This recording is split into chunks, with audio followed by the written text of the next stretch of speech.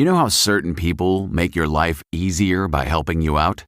Well, that's exactly what ZipRecruiter does for hiring, because they do the work for you. How? ZipRecruiter's technology finds great candidates, and you can invite them to apply. Go to ZipRecruiter.com/5things to try it for free.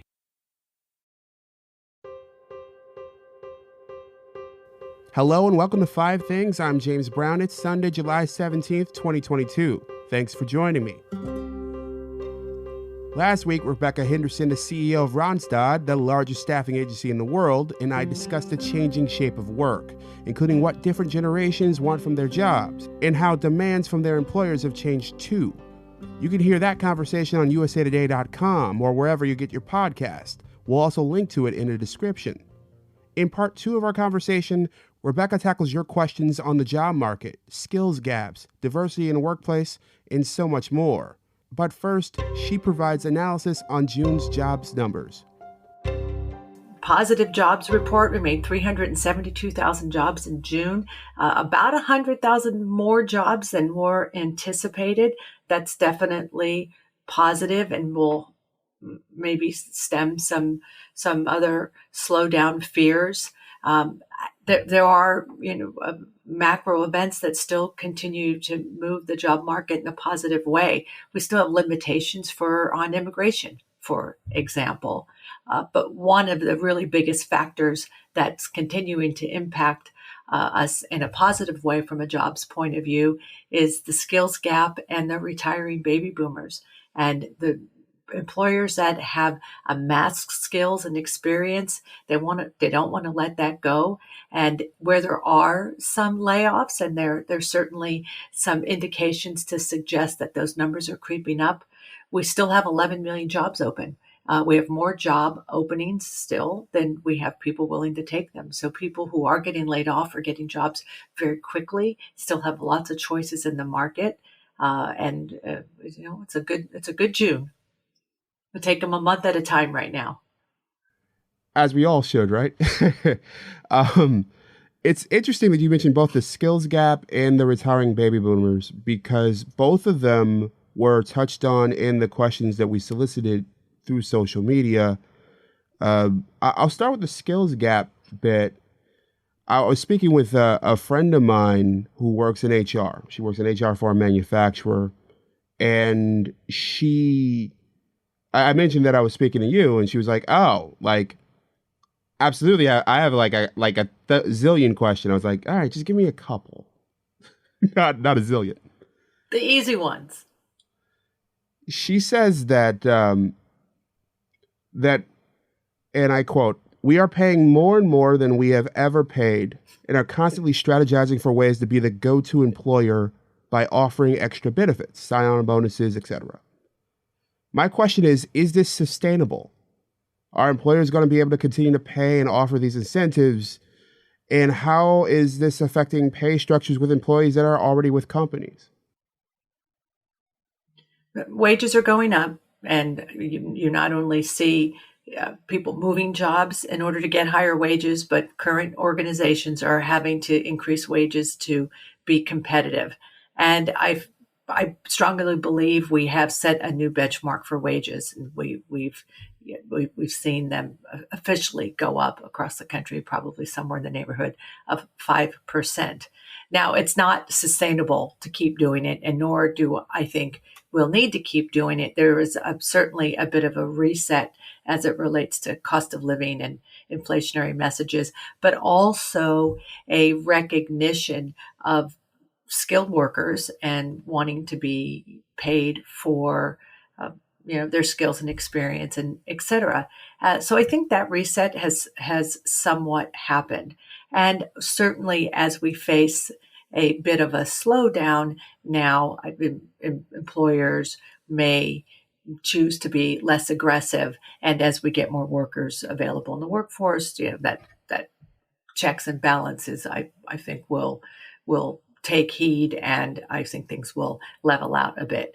Having said that, to get the really true skilled worker, particularly specific skill sets, I think last time we chatted in the area of data science is a great example. Those skill sets we're going to have to be very competitive on a financial basis in order to get the top of the mark on those skill sets. So I think that will continue to be very competitive. I also believe compensation isn't the only thing that everyone's looking at now. In the last month alone, we've seen employers get more aggressive on their coming back to the office type policies.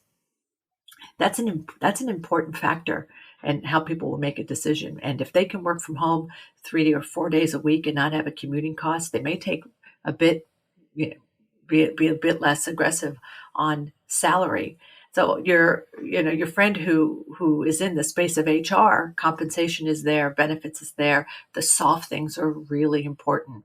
Do you give mental health days off? Are there other coaching benefits around my skill set that I can get? What's the career progression look like? And those things will, and I think, become increasingly important to employees who are really looking to choose the right next employer. A lot of employees had a bad experience during COVID. They really felt like they weren't in the right place culturally. And a lot of what you see in this great reshuffle that we're in right now is also the cultural match. And because there's this competition, for these employees that are now making a decision in a, consolidated skill set market, then the compensation rise to get them. So you believe we've reached a new floor in terms of where wages have gone at this point? You said I think it will be less. I think, James, it'll be less aggressive than it had been in the last 6 months, for sure. When you say that, the thing that jumps out at me over the last 6 months, we're sort of like, we're coming out of this sort of COVID period. We're obviously, the COVID's still out there, but it's sort of affecting everyday life less and less.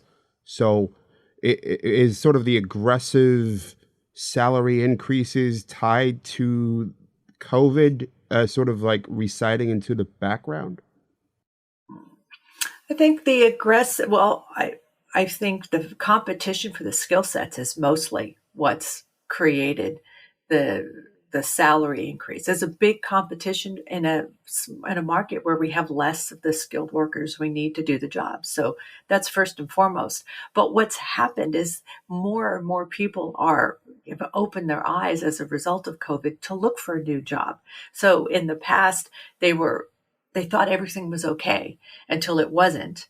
Right. And all of a sudden, my employer didn't have the same empathy and compassion during the time of the greatest need. So now I'm going to look for another job. And if I'm going to look for another job, I want culture fit. And I want, at least in the beginning, when a lot of people poke their head up in the water and there's a shortage of skilled workers, employers were going to pay top dollar to get them. So what you probably see is in a slowdown is less people starting to look for a job, right? There are still some people who believe grass is greener, but there's probably less of them, right? As the demand for open jobs potentially decreases in the future. I don't think we'll go backwards. This question's from Laura on Facebook. She is wondering about inclusive practices. She says, what are their words of advice for employers who are trying to diversify their workforce? Well, obviously, we all know diverse workforces make for better decisions, more inclusive environments, and to help attract the most skilled workers. So totally agree with your assessment. But it starts at the recruiting process. Diverse slates, and mandating the slates be diverse. So whatever that looks like to you, whether it's people of color, other ethnic diversity, individuals with disabilities, other underrepresented communities, that the slate of candidates presented to a hiring manager looks like the way you want your company to look. And that's the best advice I can give you. Now, aside from the recruiting process, your internal practices that really showcase your diverse workforce that's doing well today, and next in line for promotion, but needs some extra help to ensure that that's going to happen. I'll give you a great example in my own company, in Ranstad. In our company, we have a program in the U.S. called RISE. We actually find our top diverse employees in the marketplace. We take about 20 of them a year. They get a very, very high level coach and mentor, and we work very closely with that individual with a path to promotion. Our goal is to promote that individual into management or director or VP at the end of the program. But it's a super concerted effort on our part not to let our most diverse, successful employees get lost in the organization. Have you seen requirements shift for the sake of diversity? For example, some roles that may want someone with a master's degree accepting someone with a bachelor's degree? Absolutely. I think one of the biggest things that we've done in many organizations is a recognition of that one line item that says college degree required, and the number of people who don't apply for a job as a result of that, when in many cases, many hiring managers would let that go for the right level of skills and experience, or your ability to describe right how you've done this particular job in the past.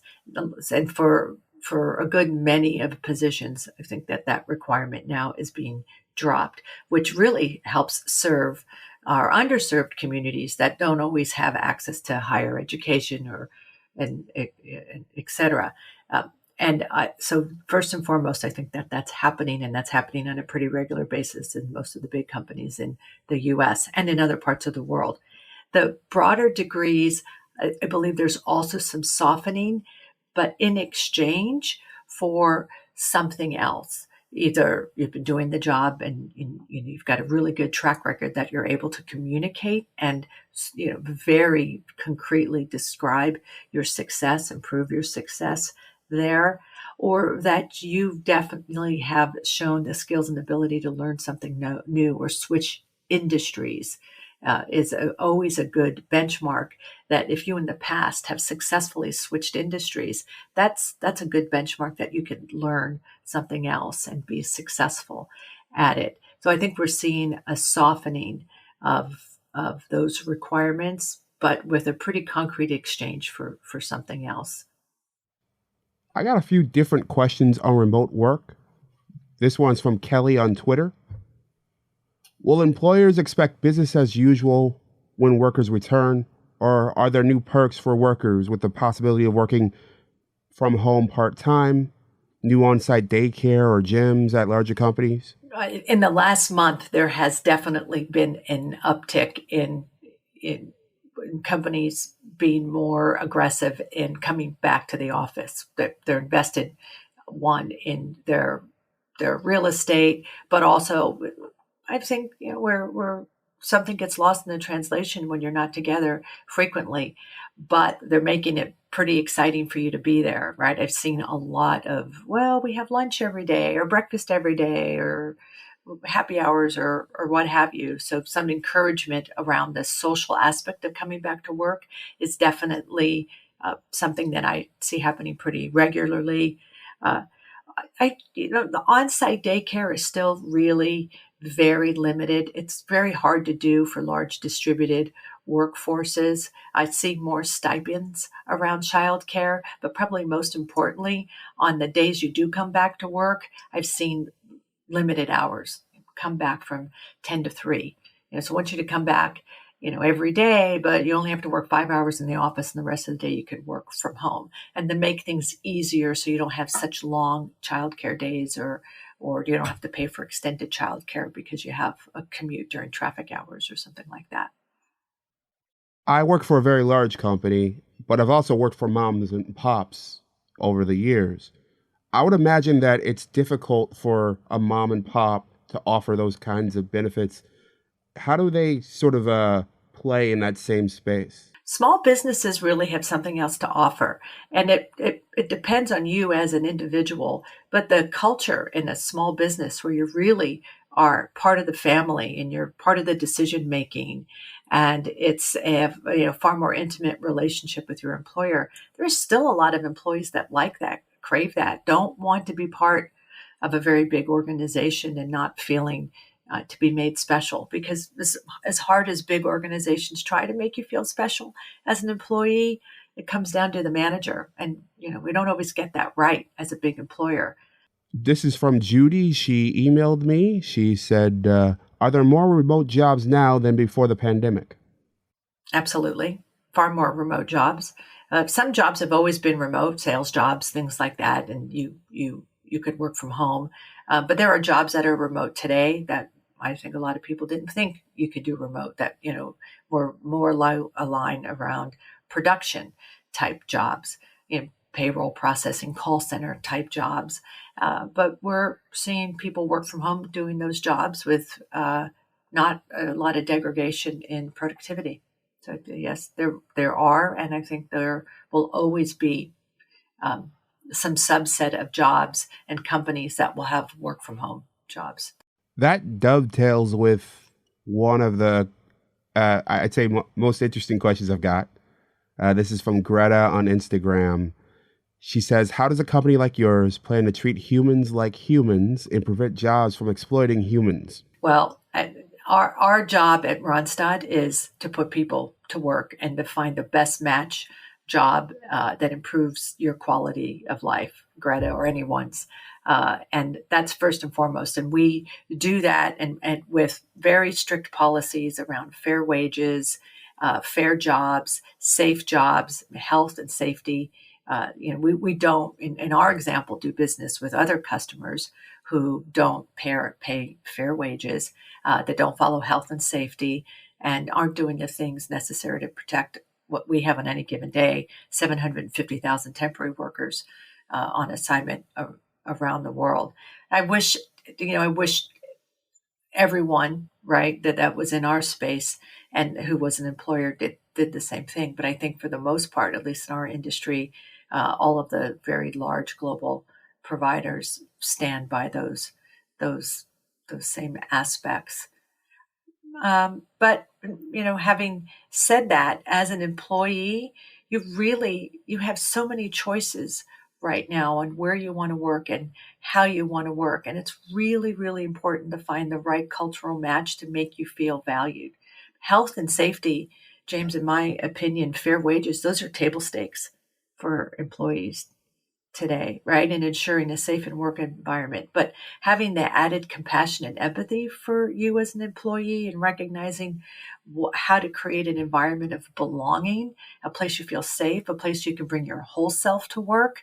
That's the real trick. And finding those employers, those it gets harder, but they're out there. And I know Randstad's one. We work with many, many companies who are, and they're proud to be associated with. So Greta, find the employer that lets you bring your whole self to work. This question is from Everyday Owl on Twitter. Everyday Owl, I would use your name, but you didn't have it listed on your profile. It would be interesting to know what her take is on entry-level jobs requiring 5+ years of experience. If all the lowest level jobs require it, how are people supposed to gain that experience? Mm-hmm. Yeah, it's hard to fill an entry-level job with 5 years experience. And my guess, people who are posting at that job description are having a tough time filling the job, maybe unless it pays really, really well. And it's a company with a great brand that people want to actually get into. But I do think it's a good question, because there are, as I said, that description of experience is changing. So what's 5 years of experience? If you're a recent college grad and you've only worked as a few interns, right? Your junior and senior year, well, that's 2 years of experience. But over the last 4 years, you were head of the recruitment group in the fraternity, which is true about my nephew. That's how he got his job most recently. Then you have 4 years experience. If you've been coaching Little League and you're entering the workforce, but you've been running school programs or coaching Little League, and you've been the baseball parent for the last 3 years running a budget, that's 3 years of experience. So be sure to be broad in what you're displaying as your experience. And there is a recognition of employers that the things you do outside of the workplace count in what you're doing today as an employee. Yeah, that ties to one of the questions I have coming up. This one is from Catherine on Facebook. Are the same skills relevant now versus 5 or 10 years ago? For example, is social entrepreneurship or non-traditional experience valued more? I think it absolutely is valued more. Just to even think about the jobs that we didn't even have 5 years ago that are very, very focused just on managing social media, right? We have jobs where where people are consulting on your social media profile, how to start a business, starting, getting on social media, and so for sure those things are important. Those things are also important as companies are looking at to reinventing themselves in a new world of new technologies, new ways that people are buying. Imagine a world in the future where you're going to be making purchases or looking for a job in the metaverse. Well, there isn't anybody with a lot of experience there, maybe other than Meta right now. So if you're an entrepreneur and you've done things differently in the past, you're a good potential candidate for an employer in the future that wants to sell their shoes in the metaverse. Nobody really knows how to do that yet. I had 4 or 5 people, and this was probably the most popular question. They're all wondering what happened to all the people who left the job force. This is Lou and Rob. I'll give you the credit for this. Lou's on Twitter, Rob's on Facebook. I keep reading that they left the job market, but don't they need money, or did they move in with their elderly parents? Yeah. Yeah. I think people changed lifestyles tremendously and left the workforce for different kind of work.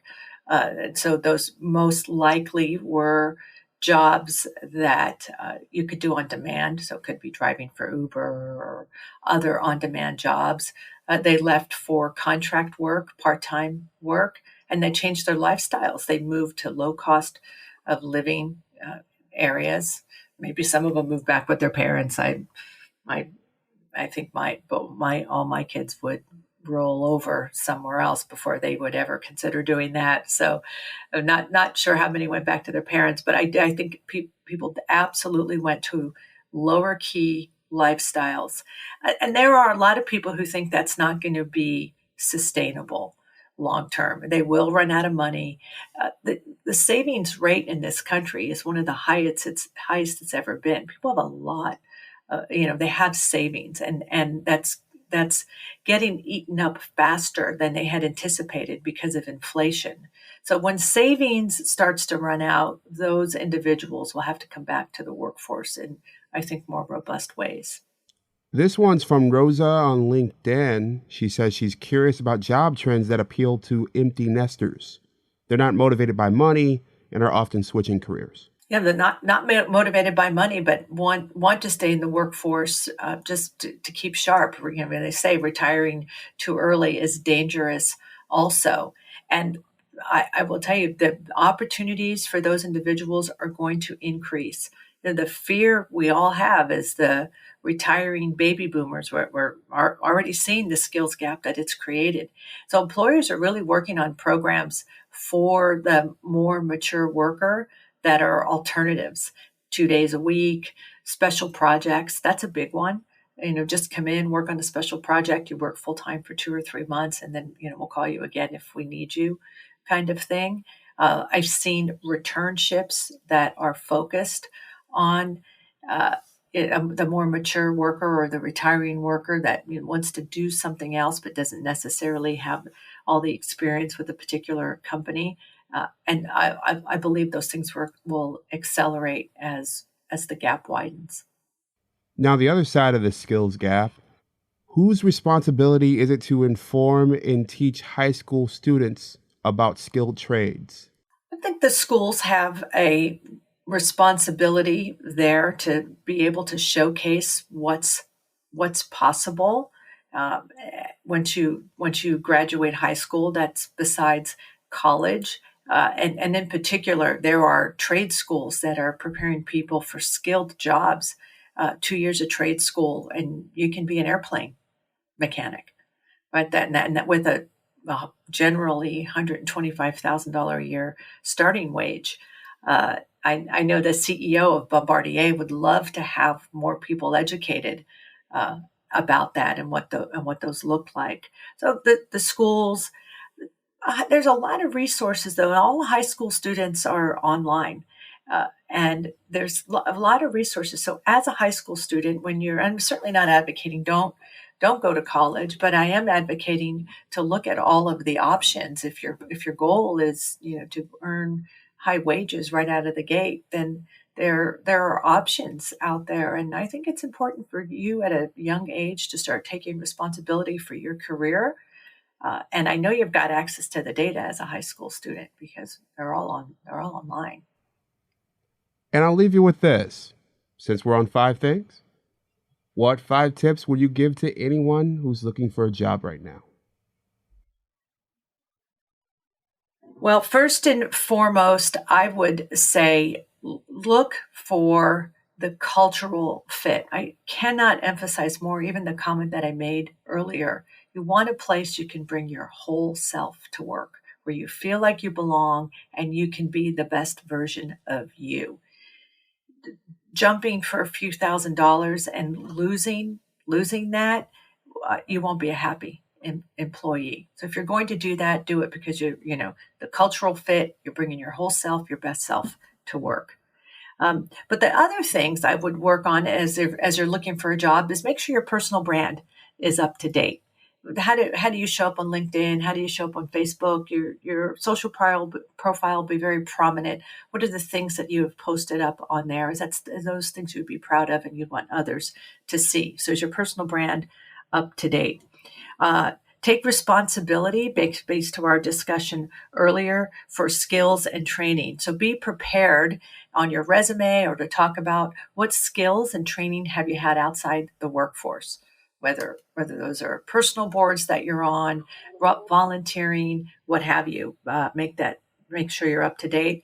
And I would add to that, if there's a skill you're missing, go get it. Go get it before you start looking for a job. So if you're, Salesforce Administrator 1 and you want a Salesforce Administrator 2, a lot of those courses are, available out online. Take those courses.